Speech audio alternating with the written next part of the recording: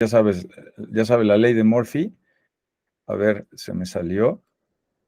Y, a ver, déjeme checar aquí ya nada más. No, pero sí está se le salió el otro audio. Es que sí está proyectando. ¿Y el audio sí está bien?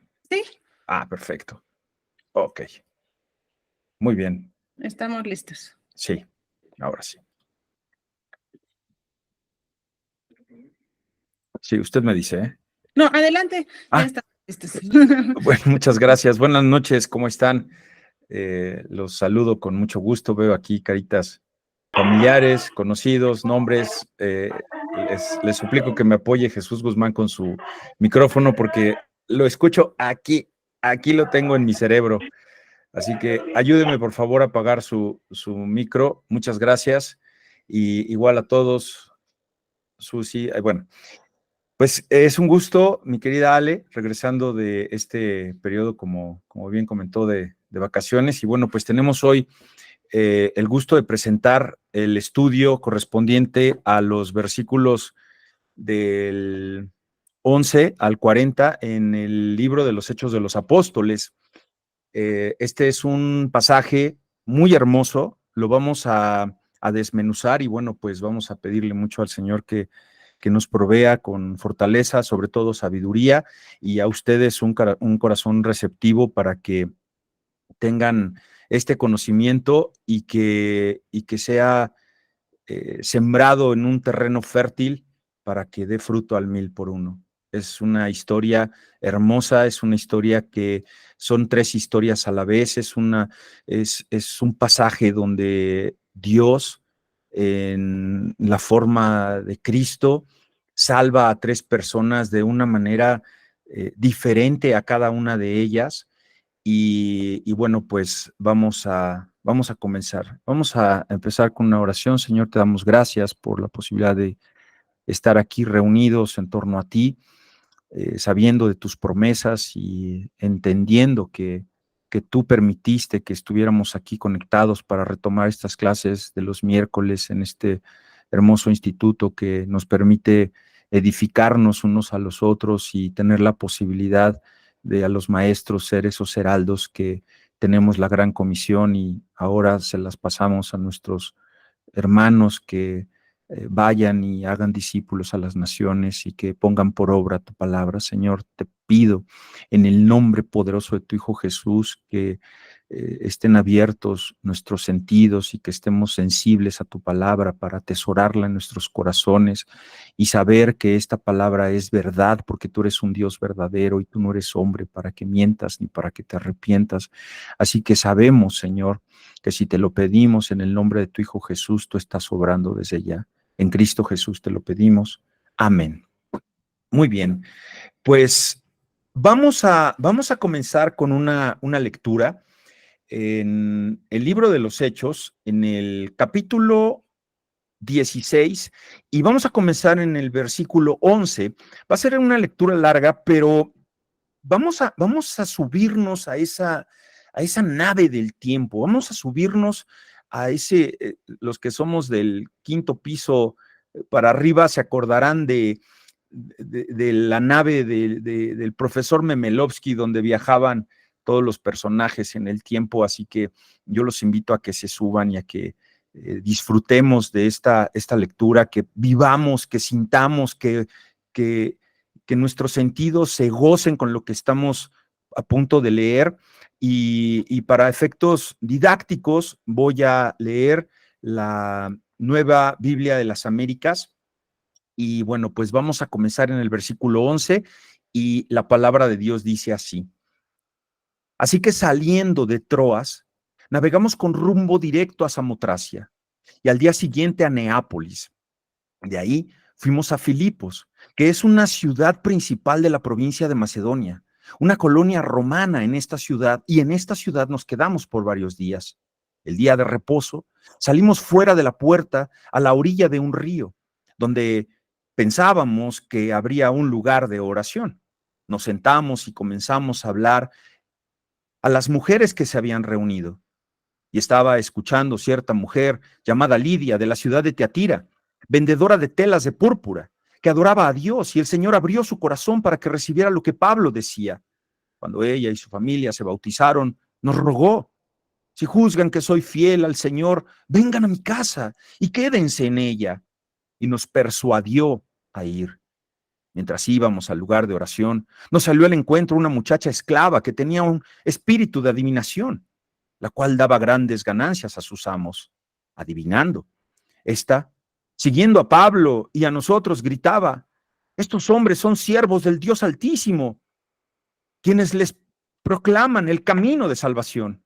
Esto lo hacía por muchos días, pero desagradando esto a Pablo, se volvió y dijo al espíritu: te ordeno, en el nombre de Jesucristo, que salgas de ella. Y el espíritu salió en ese mismo momento. Pero cuando sus amos vieron que se les había ido la esperanza de ganancias para ellos, prendieron a Pablo y a Silas y los arrastraron hasta la plaza, ante las autoridades. Después de haberlos presentado a los magistrados superiores, dijeron: estos hombres, siendo judíos, alborotan a nuestra ciudad y proclaman costumbres que no nos es lícito observar ni aceptar, puesto que somos romanos. La multitud se levantó a una contra ellos, y los magistrados superiores, rasgándoles sus ropas, ordenaron que los azotaran con varas. Después de darles muchos azotes, los echaron en la cárcel, ordenando al carcelero que los guardara con seguridad, el cual, habiendo recibido esa orden, los echó en el calabozo interior y les aseguró los pies en el cepo. Como a medianoche, Pablo y Silas oraban y cantaban himnos a Dios, y los presos los escuchaban. De repente se produjo un gran terremoto, del cual, de tal manera que los cimientos de la cárcel fueron sacudidos. Al instante se abrieron todas las puertas y las cadenas de todos se soltaron. Al despertar el carcelero y ver abiertas todas las puertas de la cárcel, sacó su espada y se iba a matar, creyendo que los prisioneros se habían escapado. Pero Pablo clamó a gran voz diciendo: no te hagas ningún mal, pues todos estamos aquí. Entonces él pidió luz y se precipitó adentro y temblando se postró ante Pablo y Silas, y después de sacarlos dijo: señores, ¿qué debo hacer para ser salvo? Ellos respondieron: cree en el Señor Jesús y serás salvo, tú y toda tu casa. Y le hablaron la palabra del Señor a él y a todos los que estaban en su casa. El carcelero los tomó en aquella misma hora de la noche y les lavó las heridas, y enseguida fue bautizado con todos los suyos. Llevándole a su hogar les dio de comer, y se regocijó grandemente por haber creído en Dios con todos los suyos. Cuando se hizo de día, los magistrados superiores enviaron a sus oficiales diciendo: suelta a esos hombres. El carcelero comunicó a Pablo estas palabras diciendo: los magistrados superiores han dado orden de que les suelte, así que salgan ahora y vayan en paz. Pero Pablo les dijo: aunque somos ciudadanos romanos, nos han azotado públicamente sin hacernos juicio y nos han echado a la cárcel y ahora nos sueltan en secreto. De ninguna manera, que ellos mismos vengan a sacarnos. Los oficiales informaron esto a los magistrados superiores y al saber que eran ciudadanos romanos, tuvieron temor. Entonces vinieron y les suplicaron, y después de sacarlos, les rogaban que salieran de la ciudad. Cuando salieron de la cárcel, fueron a casa de Lidia, y al ver a los hermanos, los consolaron y se fueron. Amados y amadas, ese día en particular era un día con viento favorable para navegar a través del norte del mar Egeo, y solo tardaron 2 días en llegar a su destino. Tenemos que considerar, porque hay un registro en el libro de los Hechos, capítulo 20, versículo 6, que el viaje de regreso desde Filipos, a donde ahorita están llegando en 2 días, a Troas, en vez de 2 días, fueron 5 días. O sea que el clima fue muy favorable. Ahí lo tienen en pantalla. No sé si puedan ver aquí cómo señalo. A ver, déjenme ver si se aprecia. No, sí está la flechita, ¿cómo no? Están viajando de este extremo de Asia hacia Filipo, que es aquí. Y era un camino que entraba hacia tierra adentro. Entonces, en 2 días llegan, la primera noche, llegan a Samotracia. Esta isla de Samotracia, hermanos, es una isla que está aquí, ahí ven ustedes el nombre. Samotracia es una isla montañosa. Imagínese usted que va llegando a Samotracia, y los que han tenido la fortuna de andar por esos lugares sabrán y verán esos espectaculares y espléndidos paisajes que van llegando, y es una montaña que se eleva a más de 1500 metros de altura, y eso forma un notorio y un llamativo paisaje.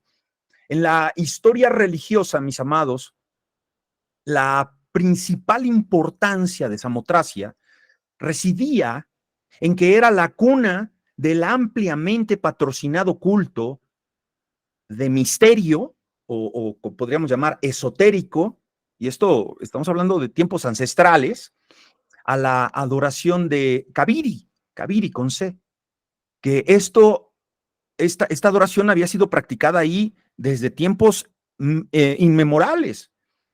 Y Pablo y sus amigos, al día siguiente, toman un barco que los lleva a Neápolis, que es la actual Kabala, ha cambiado por ahí algunos nombres, y era el puerto de Filipos, que se extiende a unos 16 kilómetros tierra adentro. Entonces llegabas al puerto, y de ahí recorrer 16 kilómetros para llegar a lo que era la ciudad.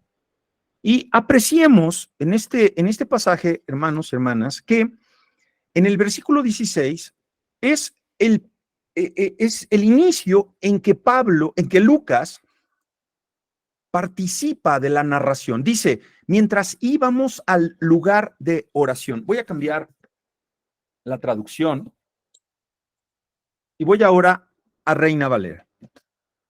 Zarpamos pues de Troas, vinimos con rumbo, de ahí a Filipo, y estuvimos y salimos, y todo en plural. ¿Por qué? Porque ya está Lucas viajando con ellos, ya no nada más está narrando esta historia en el libro de los Hechos. ¿Quiénes eran los que estaban viajando? Bueno, pues eran Pablo, Silas, Lucas y Timoteo. Así que al día siguiente que pasan por Samotracia, llegan al puerto de Filipos, y es interesante notar que en todas las narraciones que tenemos de Lucas en el libro de los Hechos, a él le gusta mucho anotar los puertos de llegada, los puertos de salida. Era una persona muy culta el doctor Lucas. Y en las secciones nosotros es muy cuidadoso de anotar los avances diarios que ellos estaban logrando. Tenemos pues que desembarcan en Neápolis. Déjenme ver aquí.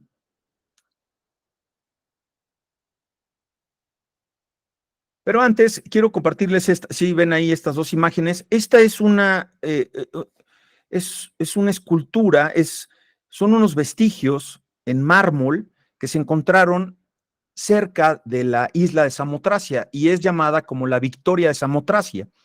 Quienes han tenido la oportunidad y quienes puedan ser bendecidos yendo al Museo del Louvre, van a encontrarlo en una de las más importantes salas de este lugar, exhibida ahí, y a mí me vuela la cabeza, hermanos, ver esta imagen, y por eso les digo que viajemos en el tiempo, porque imagínense ustedes que cuando van viajando en esa embarcación, estos discípulos llevando el mensaje de salvación, y que ven esas colinas que se levantan a más de 1500 metros delante, y que en la ciudad está, que hay construcciones y que hay estas esculturas.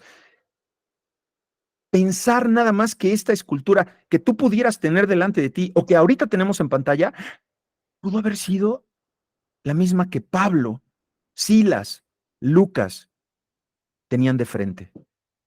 Eso me parece fenomenal, que en la historia tengamos estos vestigios, porque, hermanos, son evidencias de que, bueno, se le puso de nombre la Victoria Alada de Samotracia. ¿Por qué? Por la que la encontraron ahí. Seguramente se derrumbó o la tiraron. ¿Y te imaginas que la hayan visto con sus ojos ellos y que ahora nosotros la podamos ver? Me parece formidable.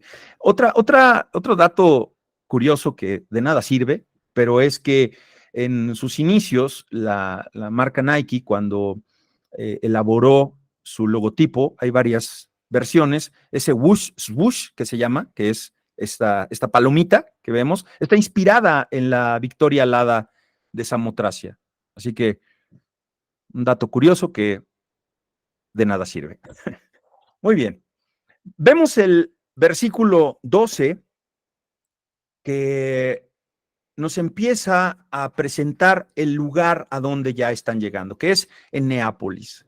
Los misioneros llegan a Filipos a lo largo del camino Egeo y esta ciudad recibe el nombre de Filipo por el emperador Filipo II, que fue el padre de Alejandro Magno, quien se adueñó de las minas de oro de la zona y pues gracias a eso incrementaron considerablemente su riqueza.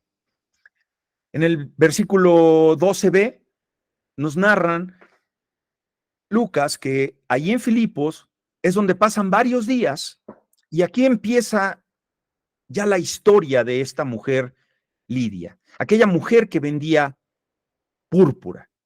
Cuando Pablo visita esta ciudad, y era costumbre del apóstol, lo vamos a seguir viendo en las diferentes cartas, pues siempre iba a buscar en las ciudades a donde llegaba una sinagoga local judía para, después de que llegaran y el primer día de reposo después de su llegada, pues él buscaba un lugar para donde dar el mensaje del evangelio, de las buenas nuevas de Cristo, y que se conociera más sobre este. Pero ¿qué pasó en Filipos?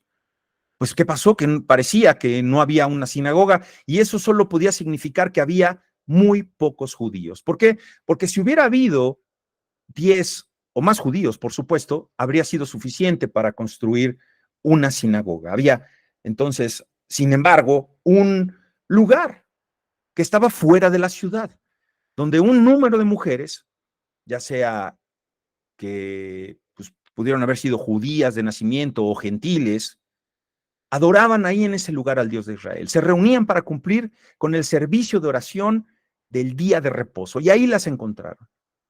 Pablo y sus compañeros encontraron este lugar a las orillas y la escritura dice que en el versículo 13, un día de reposo salimos fuera de la puerta junto al río.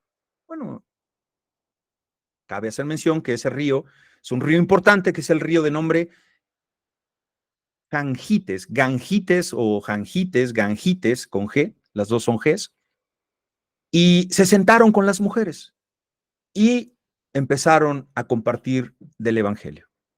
Versículos 14 y 15, una de aquellas mujeres era una mujer gentil, pero era una mujer temerosa de Dios. Era una mujer que vino de Tiatira, de la provincia de Asia. Estamos hablando, ahí lo tiene usted en pantalla. ¿Sí se ve? Sí se ve. Tiatira, es una provincia de Asia. El nombre de esta dama era Lidia. Y la gente de aquella zona en Tiatira tenía fama por su habilidad de fabricar tinte púrpura. Tenía la fama de, de fabricar lo que comúnmente en esa época se llamaba púrpura. Tengo esta imagen. Este tinte para teñir las telas era extraído de la glándula de un molusco marino llamado Murex brandaris, que se encuentra en el Mediterráneo. La púrpura era altamente valorada en esta antigüedad por la intensidad de su color y la durabilidad en comparación con otros tintes. Y debido a la complejidad y el costo de su producción y que muy pocas personas sabían extraerlo y utilizarlo en las telas, la púrpura se convirtió en un símbolo de estatus y de riqueza. Por lo que Lidia había venido pues evidentemente a Filipos. Miren, Lidia, a mí si me permiten hacer una comparación con lo que hoy hay un término, era una mujer luchona, las mujeres luchonas, porque no se habla que tuviera marido, pero sí tenía más familia. Una mujer que sacó adelante a su familia. Eso es una suposición mía.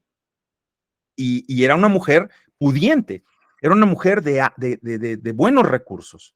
Hay inscripciones de la época que evidencian la existencia de que había un gremio de comerciantes de púrpura procediente en Filipos, procedentes de la zona de donde venía Lidia. Y ella posiblemente había aprendido en su nativa Tiatira a adorar al verdadero Dios de la Biblia. Seguramente le habían hablado del camino de Cristo. ¿Por qué? Pues porque allá era una comunidad más grande, más cercana, ¿verdad?, al Medio Oriente, en Asia, y ahí sí seguramente había una comunidad judía. Entonces Pablo le habla a Lidia y ella creyó lo que ellos decían. Su espíritu se unió al de ellos porque eran llevados por medio del Espíritu Santo. Reconoce a Jesús como su Señor. Y ella pues entonces es para la gloria de Dios, hermanos y hermanas, como dato muy importante del ministerio de Pablo y de cómo fue viajando el evangelio por diferentes regiones, es la primera persona convertida por el mensaje de Pablo en Europa. Pregunta: ¿a cuántas personas has alcanzado para la honra y gloria de Dios con el mensaje de salvación? Que digas: yo, Jesús, Susana, María del Carmen, Yasmín, esta persona fue alcanzada para la gloria y la honra de Dios. Porque esta mujer está documentado que fue la primera que fue alcanzada por el mensaje de Pablo en Europa. Esa es la gran comisión que tenemos nosotros. Cuando fue bautizada junto con su familia, la familia de ella incluía siervos, incluía empleados, incluía otros dependientes, tanto como su familia. Entonces, con ese bautismo, por medio de ese bautismo, dio pruebas de su fe. Y, ¿cómo sabemos? Por sus frutos serán conocidos. Y no puedo dejar de llevar una aplicación para nosotros, hermanos, porque de eso se tratan estas clases, que aprendamos y que tengamos este conocimiento de la Biblia sistemáticamente y expositivamente, pero para llevarlo por obra. ¿Y cómo dio inmediatamente prueba? Pues bautizándose. Esa fue una prueba práctica de su fe.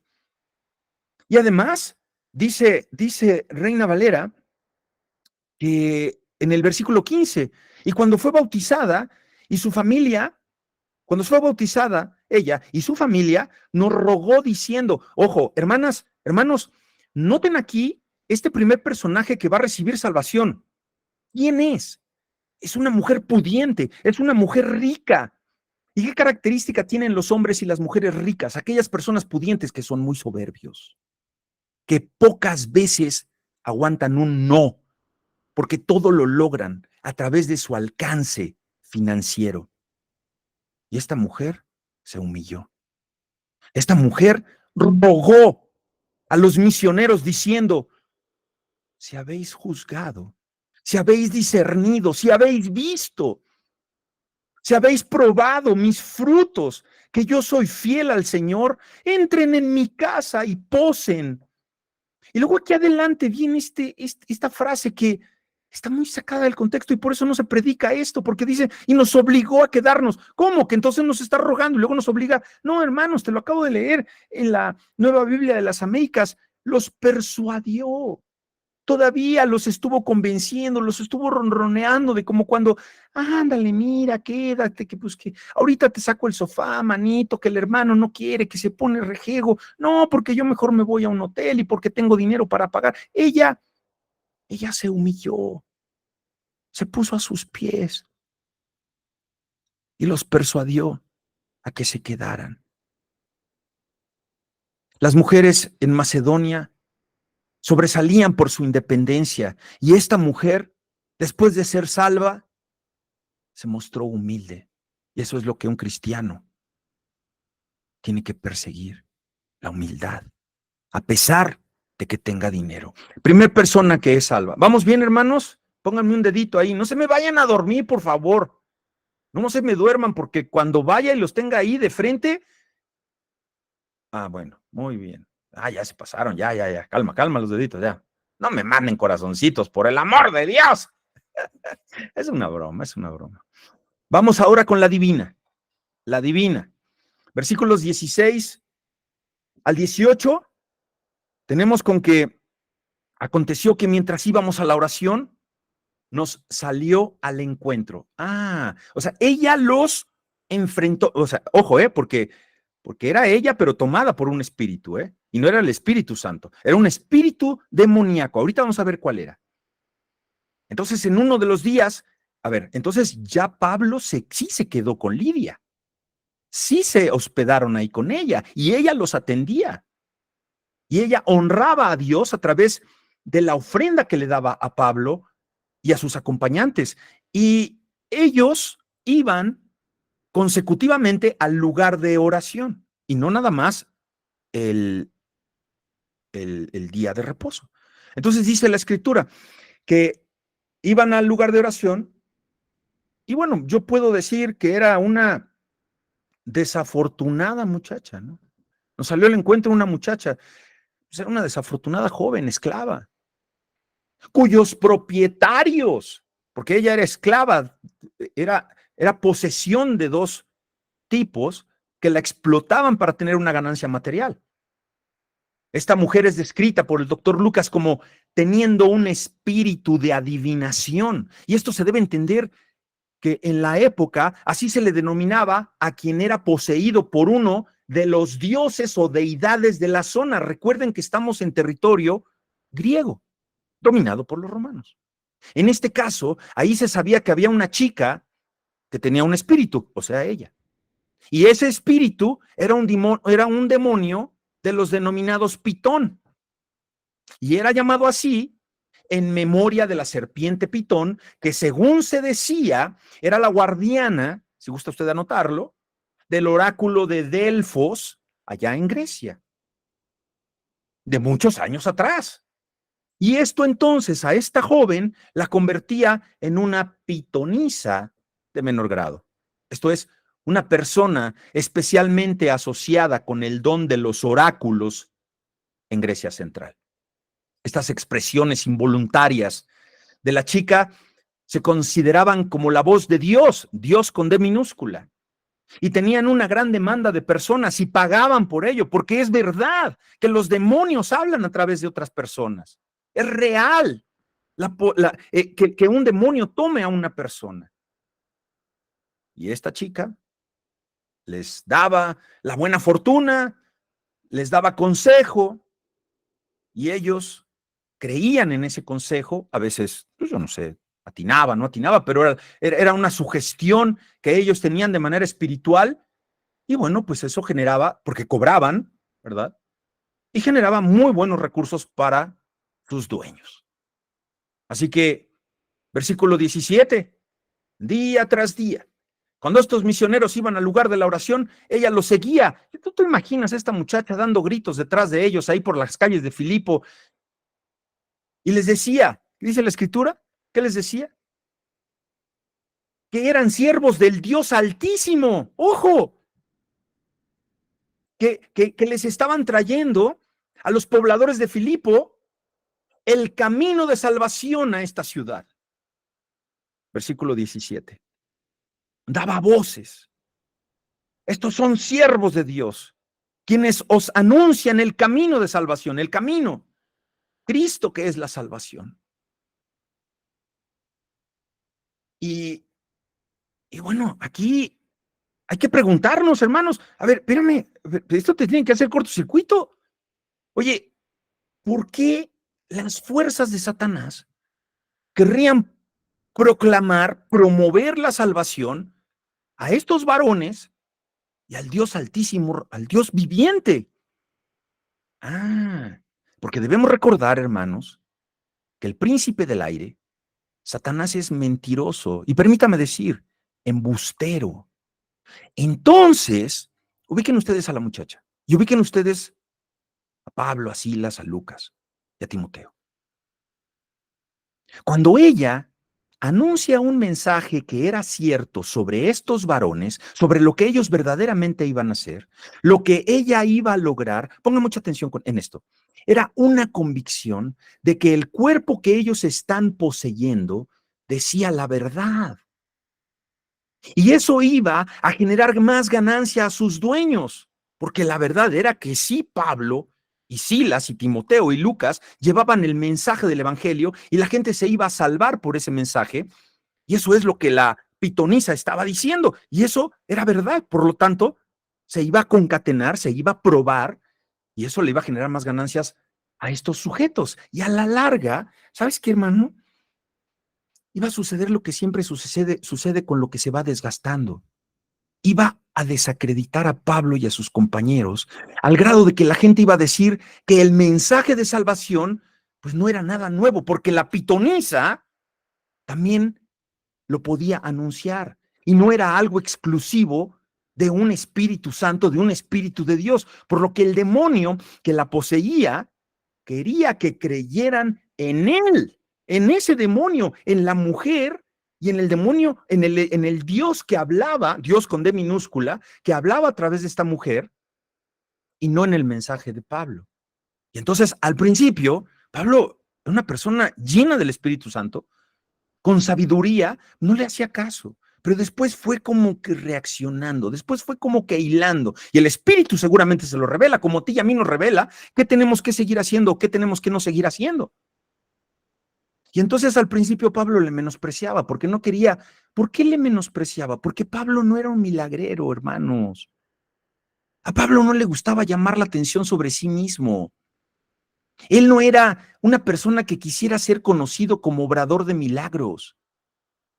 Pero cuando el demonio, y cuánto hay en la iglesia evangélica protestante, que es lo primero que quieren mostrar, de cómo hacen milagros, de que ven y arrebata tu milagro, de que ven y agarra aquí está tu salvación, aquí está tu A ver, espérame. Pablo no lo quiso hacer, pero cuando el demonio insistió día a día, a día, Pablo le mandó, ojo, fíjate cómo lo mandó, sin tanto espectáculo, sin tanta alaraca, salir de ella y el demonio salió. ¿Qué hizo Pablo, hermanos? Aquí puedes tú ver lo que a veces no se entiende correctamente y ahorita vamos a profundizar en esto muy poco, pero lo vamos a hacer. Hizo un exorcismo en el nombre del Señor Jesucristo. Y las palabras apenas habían abandonado los labios de Pablo cuando ella fue liberada de su poder. Permítanme compartir con ustedes la definición, la palabra exorcismo, porque hay una gran ignorancia. Hermanos, acuérdense que aquí en las clases de Liti y bueno, aquí con su servidor, yo los invito mucho a desaprender, ¿verdad? Porque eso es algo que es muy importante. Esta palabra exorcizar proviene del latín exorcizare, que a su vez deriva, o sea, viene, ojo, no acaba en esa palabra exorcizare, a su vez viene antes de otro griego antiguo, exorquisein. Y a ustedes que dominan el griego, ahí se los puse para que estén familiarizados con su lenguaje. En griego, exorquisein significa, y aquí pongan mucha atención, es Pablo exorcizó a ese demonio. ¿Por qué? Porque Pablo exorquisein, que significa administrar un juramento y hacer que alguien jure, pero también adquirió el significado de expulsar un mal por medio de un juramento. Entonces, esta ampliación de significado a lo largo de los años se refleja en este tiempo de Pablo como el acto de exorcizar, que está asociado con la idea de hacer que los espíritus malignos o los demonios juren, abandonar a la persona que están poseyendo o el lugar donde están causando problemas. Esa es Ese es el significado de la palabra exorcismo. Muy bien. Segunda persona salva por el mensaje del evangelio. Esta muchacha endemoniada descansó, seguramente se convirtió y dio gracias, pero hubo problemas. ¿Por qué? Porque se quejaron amargamente estos sujetos. Vamos al versículo 19. Pero viendo sus amos que había salido la esperanza, ¿ah? ¿En dónde está tu esperanza? ¿En dónde estaba hace 6 años? ¿En la 4T? ¿Y hoy? ¿Sigue estando ahí? No sabemos para dónde hacernos. Nuestra esperanza está en Cristo, hermanos. Porque 1000 caerán a tu diestra y 10,000 a tu siniestra. Versículo 19. La buena obra que le hicieron a esta joven esclava no fue, pero para nada, en absoluto, de agrado de sus propietarios. Y cuando Pablo exorciza al espíritu que la estaba poseyendo, cesa su modo de vida de sus amos, porque ella ya no podía nunca más decir la buena fortuna. Entonces la indignación de los propietarios de la chica esclava de la zona de Filipos se basaba en que ellos decían, es que me agredieron estos sujetos. A ver, ellos creían que tenían razón, los dueños de la esclava, porque decían, estos sujetos vinieron a desapoderarme de mis derechos sagrados. Así lo veían. Estos hombres, Pablo y sus amigos, habían infringido estos derechos porque además eran unos vulgares, no eran ciudadanos romanos como ellos. A ver, espérame. Eso pensaban ellos, eso creían. Y ni siquiera eran griegos como la población que había a su alrededor, sino que eran unos despreciables judíos errantes involucrados en propagar una variedad de su propia perversa superstición. ¿Cuál? La fe en Cristo. Para ellos era superstición. Como a muchos les sigue velado el mensaje del evangelio. Ellos arrastraron a Pablo y a Silas ante los magistrados, que eran la autoridad, que representaba a la autoridad de Roma en las provincias, y presentan una denuncia contra ellos. Hermanos, hermanas, los estudiosos de las Escrituras presumen, suponen, que Lucas y Timoteo iban con ellos, pero no fueron detenidos. ¿Por qué?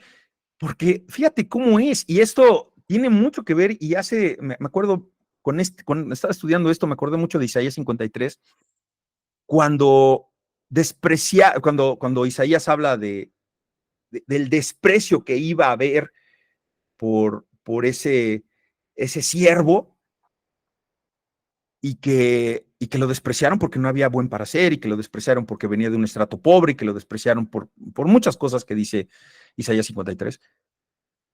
Bueno, aquí continúa ese desprecio. Y entonces es como decir que Lucas y Timoteo no fueron molestados porque su aspecto no parecía que eran judíos. ¿Y por qué? Pues porque Lucas era un total gentil y Timoteo era un medio gentil. Era griego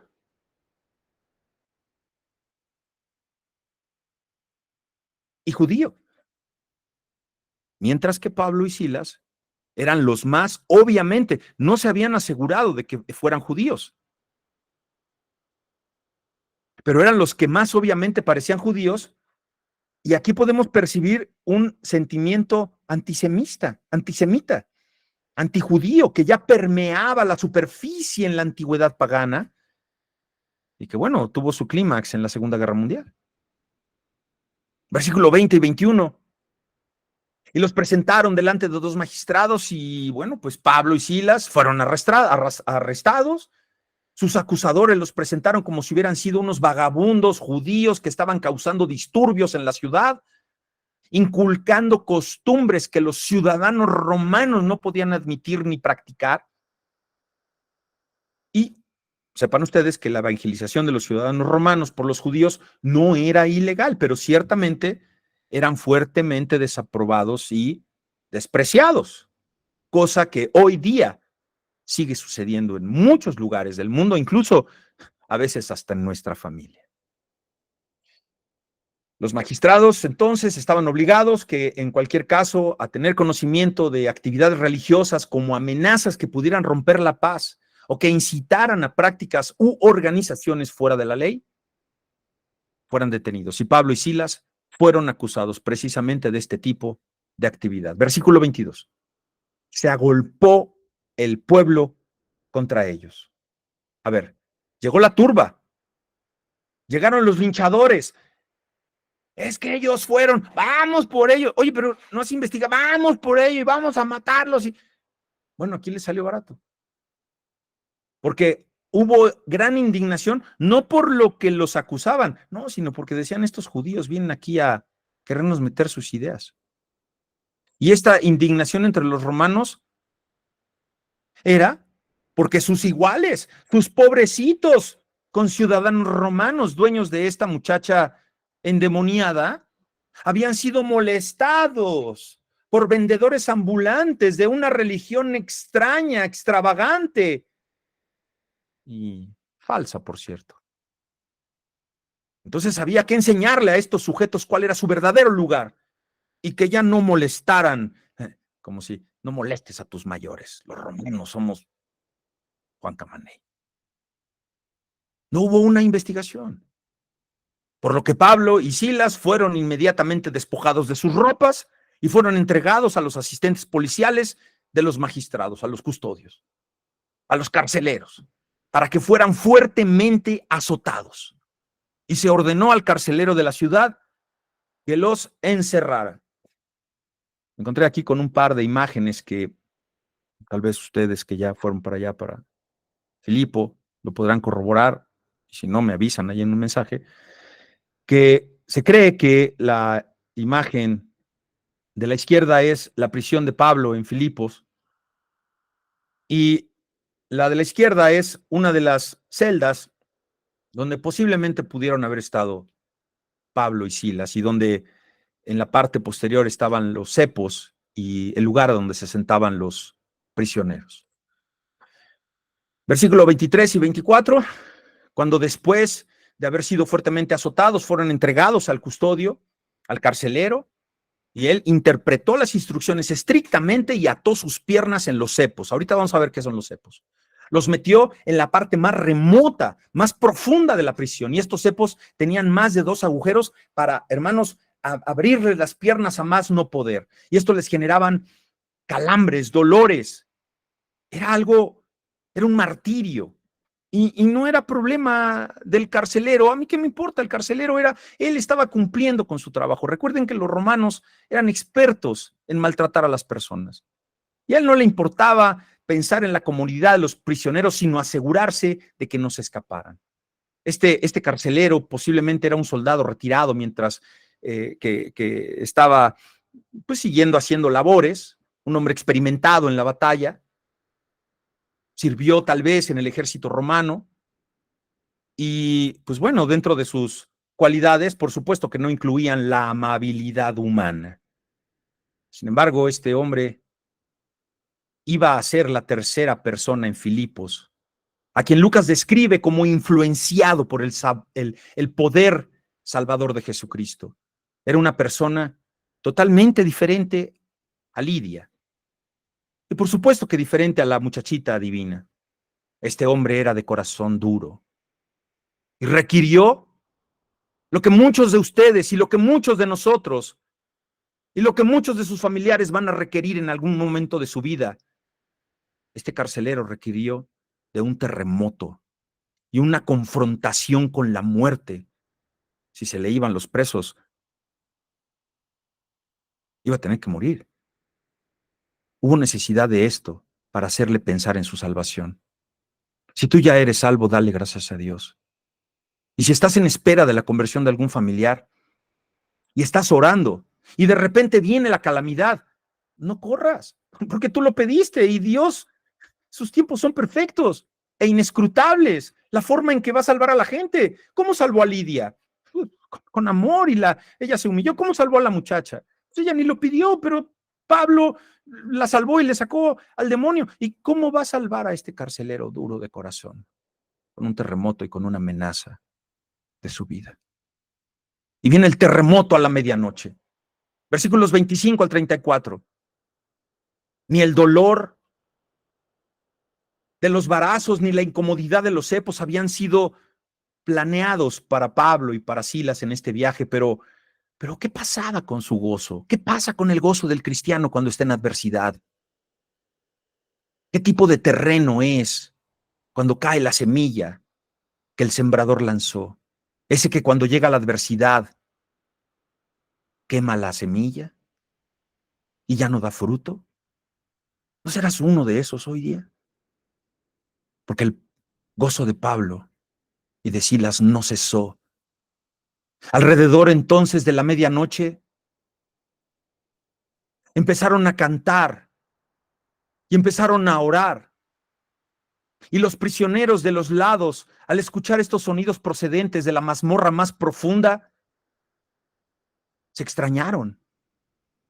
Y eso yo estoy seguro que los convirtió, hermanos. Yo estoy seguro por lo que vamos a ver más adelante, porque no fueron sonidos de queja. ¡Ay! ¡Ay, me duele! ¡Ay, me golpearon!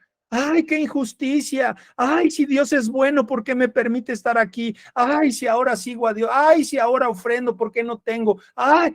No, hermanos, los sonidos no eran de queja o de maldición, sino de oración y de himnos y de alabanza. Dijo Tertuliano en alguna ocasión que las piernas no sienten nada en los grilletes cuando el corazón está en el cielo. ¿Qué clase de hombres eran estos? ¿Qué clase de cristiano eres tú? Déjame confrontarte en Cristo Jesús, en amor te lo digo. Versículo 26. Entonces sobrevino de repente un gran terremoto. Quizás fue la impresión de asombro que el comportamiento y la fuerza con la que alababan a su Señor en gozo estos dos misioneros fue que produjo en los otros prisioneros que cuando se cayó las paredes, que se rompieron las cadenas, no escaparan los otros prisioneros, porque ese terremoto los sacudió de manera repentina, así como ahorita puede llegar. ¿En dónde estás parado tú? ¿Qué vas a hacer si se empieza a derrumbar todo lo que tienes? ¿Qué vas a hacer? ¿A llorar? ¿A lamentarte? El terremoto sacudió los cimientos de la prisión y abrió las puertas y soltó los grilletes que ataban las cadenas de los prisioneros que estaban a las paredes, y también seguro rompió los cepos de madera. Versículo 27, el terremoto que sacudió la prisión también despertó al carcelero de su sueño de medianoche.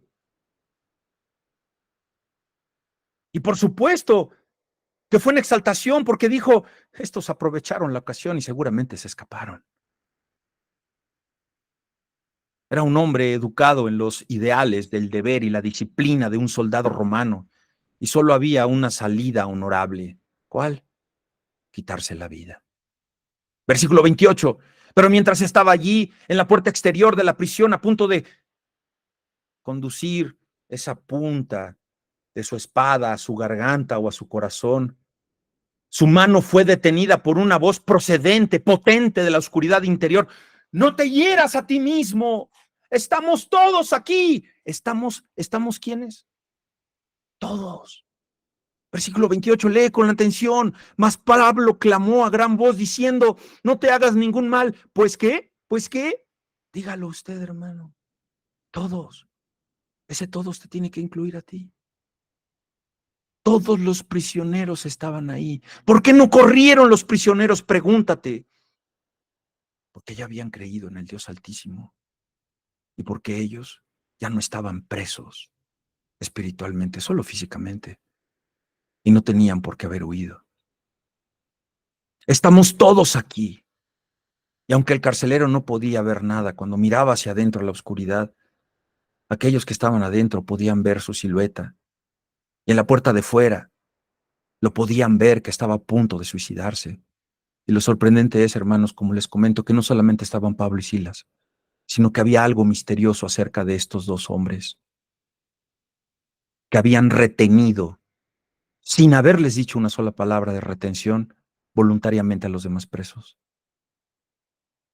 Versículo 29 y 30. Así, pidiendo luz, corrió al interior de la prisión y sacó a Pablo y a Silas. Seguramente, y especulan los expertos, que probablemente antes de sacar a Silas y a Pablo, pues aseguró a los otros prisioneros otra vez, porque de otra manera no pudo haber salido con los primeros prisioneros, con Pablo y Silas. Ahora, se habla de que los llevó a su casa, ojo, o sea, no era de que, a ver, me voy a mi casa y la cárcel está aquí en la colonia penitenciaria y yo vivo en Chimalhuacán. No. O sea, la cárcel tenía una casa donde vivían los guardias, donde vivían los carceleros, y ahí tenían a su familia. Por eso fue que rápidamente y pronto pudo llevarlo a su casa a sanar a Pablo, y al día siguiente los llevó de regreso a la cárcel. Entonces, asegura a los otros prisioneros, y después, ¿qué hace el carcelero, hermanos? ¿Qué hace aquí en este versículo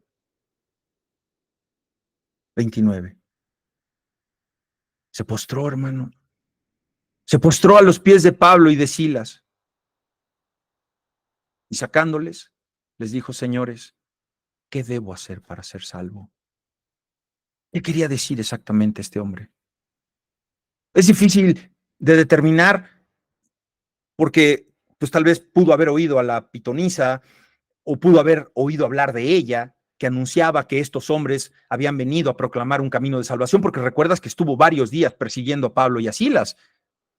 En ese caso pudo haber visto el terremoto, como muchas personas lo ven, que ven las cosas y que ven, como dicen y dicen por allá, sienten que la Virgen les habla, y que vio ese terremoto como una señal sobrenatural de ellos y de su mensaje. Versículo 31 y 32. Ellos le dijeron: cree en el Señor Jesucristo y serás salvo tú y tu casa. Allí, los dos misioneros le aseguraron que la fe en Jesús, el Señor a quien ellos proclamaban, era el camino de salvación para él mismo y su familia. Versículo 33 al 34. Hermanos, este es el mensaje por el que habían vivido ellos dos. Con gozo lo aceptaron, con gozo aceptaron su prisión, con gozo aceptaron la flagelación. El carcelero entonces, ponga mucha atención aquí, hermano, escuche con atención. Y se lo puede ir viendo en su Biblia. ¿Qué hizo el carcelero? El carcelero les lavó las heridas de las espaldas, de la espalda a cada uno de los dos hombres, a Pablo y a Silas. Porque probablemente en el pozo del patio de la prisión pudo haber sacado el agua antes de entrar a la casa, y también él y su familia fueron bautizados ahí. Hermanos, el carcelero lavó, y después de que lavó, él fue lavado. Él los lavó de los azotes, y él fue lavado de sus pecados. ¿Estás siendo azotado hoy? Aprovecha para que tu pecado también sea lavado.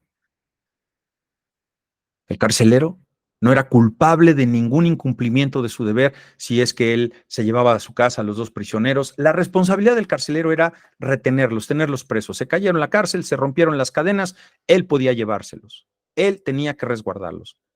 Y quizás Pablo y Silas consideraban que las varas y los cepos habían valido la pena.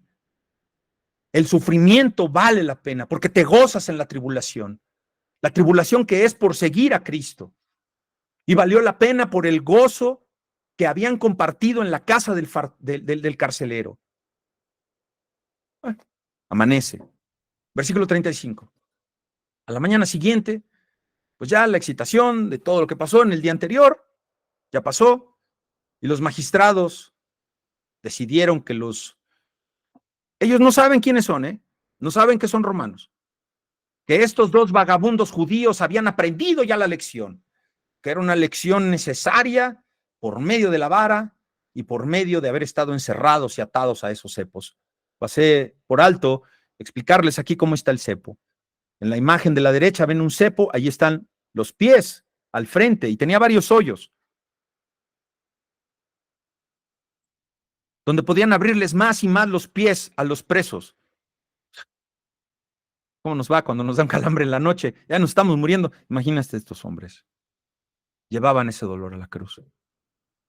Y en la imagen del lado derecho, incluso se ven unos agujeros en donde están sentados en una madera. ¿Por qué? Pues bueno, seguramente ahí los dejaban y pues, hacían las necesidades y era para molestar a la persona.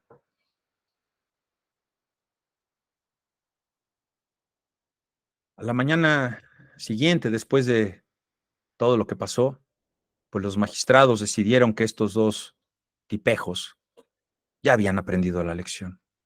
Y ahora lo que se necesitaba nada más era soltarlos y era enviarlos fuera de la ciudad, que se vayan de aquí para que ya no causen problemas. Y entonces envían a los alguaciles a la cárcel con la orden al carcelero de que liberara a los dos prisioneros. Versículos 36 y 37. Y el carcelero hizo saber estas palabras a Pablo. Pero cuando el carcelero le informa de este mensaje a Pablo y a Silas y les dijo que debían partir libremente, Pablo se opuso. Pablo dijo, no, de ninguna manera, porque se había cometido una gran injusticia. Y esa injusticia no debía ser encubierta de esa manera. Él y su compañero eran ciudadanos romanos, tan ciudadanos romanos como los colonos y magistrados de Filipos. Y sus derechos como ciudadanos romanos habían sido violados. Los cargos que les impusieron debieron haber sido apropiadamente investigados, pero llegó la turba. Llegaron los linchadores, llegaron todos y no preguntaron, no escucharon. Y habían sido golpeados y encarcelados sin ninguna investigación, sin ninguna averiguación. Y la pregunta, hermanos, que nos debemos formular y porque debemos escudriñar la palabra, tenemos que ser esos bereanos, que nos interese saber el por qué. ¿Por qué no apeló Pablo a su ciudadanía romana el día anterior? Pues, hermanos, pues vamos a suponer que sí lo hizo, pero la turba se les fue encima. Es por eso que nosotros tenemos que estar calmos, tenemos que estar tranquilos. Y eso hizo imposible que les tomaran en cuenta la apelación o que simplemente, si los escuchamos, ¿cómo crees que van a ser romanos? Entonces, los magistrados querían ahora que abandonaran Filipos y dijo él, Pablo, que vengan y que muestren la cortesía de vida a los ciudadanos romanos. Y en vez de echarlos de mala manera, tenemos que salir por la puerta grande. Versículos 38 y 39. Ya voy concluyendo. Aguántenme tantito, ténganme paciencia, por favor. Entonces los alguaciles trajeron de regreso el mensaje de Pablo a los magistrados. Oye, fíjate que pues dijeron que no. Entonces ahora los magistrados están consternados, están, ay, mamachita, como cuando ejerces tu derecho y evidencias a la autoridad de una violación a tus garantías. Y se muestran consternados cuando saben que con la excitación del día anterior, con la turba, con la gente, no se habían dado cuenta de que estos dos judíos eran tan buenos ciudadanos romanos como ellos mismos. Porque Pablo y Silas habían apelado al beneficio, un beneficio muy famoso, hermanos, de decir, soy ciudadano romano, civis romanus sum. Si una queja del tratamiento ilegal que estos ciudadanos romanos habían sufrido llegaba a los oídos de las autoridades en Roma, ellos iban a poderse encontrar en una situación muy difícil. Y la arrogancia, petulancia y prepotencia de los magistrados estaba ahora desinflada. Como se desinfla ese envalentonado cuando tiene la pistola por la mano delante de su amenazado.